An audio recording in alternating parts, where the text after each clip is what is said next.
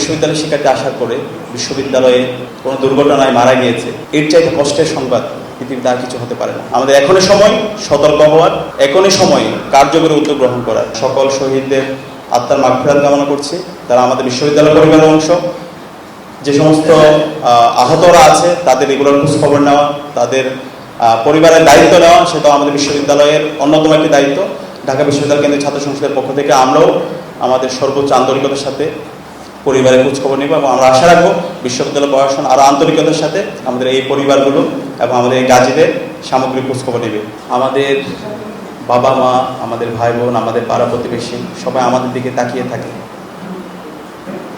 যখন শুনতে পাই একজন বিশ্ববিদ্যালয় শিক্ষার্থী আসার পরে বিশ্ববিদ্যালয়ে কোনো দুর্ঘটনায় মারা গিয়েছে, এর চাইতে কষ্টের সংবাদ পৃথিবীতে আর কিছু হতে পারে না। মুহূর্তের মধ্যে সকল স্বপ্নগুলো ভঙ্গ হয়ে যায়, পরিবারগুলো এতিম হয়ে যায়। তো সেই ধরনের একটি ঘটনা ঘটেছিল 1985 সালে। সেদিন 15 অক্টোবর আমরা হারিয়েছিলাম আমাদের 26 জন সহপাঠীকে এবং একই সাথে আমরা আমাদের এই বিশ্ববিদ্যালয়ের 14 জন স্টাফ এবং অতিথিরা এই দুর্ঘটনায় নিহত হয়েছিল। আমরা সবার আত্মার মাগফিরাত কামনা করছি এবং তাদের জন্য শান্তি কামনা করছি। সৃষ্টিকর্তা তাদেরকে সবাইকে কবুল করে দিন। আমরা কোনো অক্টোবর ট্র্যাজেডি চাই না। আজকের যেই শোক সভা, এখান থেকে আমাদের শিক্ষা নেওয়া উচিত। এটাকে যদি আমরা শুধুমাত্র একটা শোক সভা করে ফর্মালিটির মাধ্যমে শেষ করে দিতে চাই, তাহলে এর থেকে আমাদের কোনো লেসন থাকবে না। আমরা আর কোনো অক্টোবর ট্র্যাজেডি চাই না।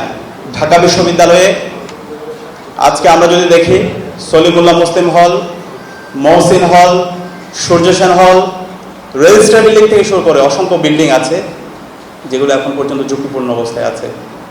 আমরা দেখতে পাই কিছুদিন আগে সূর্য সেন হলের ছাদের আস্তর ভেঙে পড়েছে। সলিমুল্লাহ মুসলিম হলেও আমরা রেগুলার দেখতে পাচ্ছি শিক্ষার্থীরা আতঙ্কে আছে। মহসিন হলের শিক্ষার্থীরা প্রতিনিয়ত আতঙ্ক আছে। এই সব কিছু জানার পরও যদি আমরা না দেখার ভান করে থাকি, তাহলে আমাদের অক্টোবর ট্র্যাজেডির চাইতে বড় ট্র্যাজেডি হতে পারে, আল্লাহ না করুন। আমাদের এখনই সময় সতর্ক হওয়ার, এখনই সময় কার্যকরী উদ্যোগ গ্রহণ করার। আমাদের অনেক সীমাবদ্ধ থাকতে পারে, বাজেটের ঘাটতি থাকতে পারে, কিন্তু আমাদেরকে প্রায়োরিটি সেট করতে হবে। আমাদের জীবনের মূল্য দিতে হবে। 40টা জীবনের মূল্য যদি আমরা এখনো দিতে না পারি, তাহলে আমাদের এর চাইতে বড় ঘটনা হতে পারে।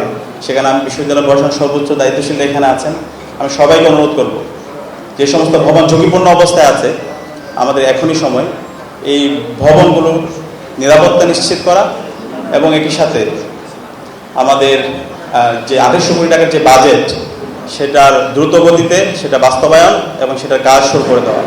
এবং একই সাথে আমরা অক্টোবর ট্র্যাজেডির সকল শহীদদের আত্মার মাগফিরাত কামনা করছি, তারা আমাদের বিশ্ববিদ্যালয় পরিবারের অংশ।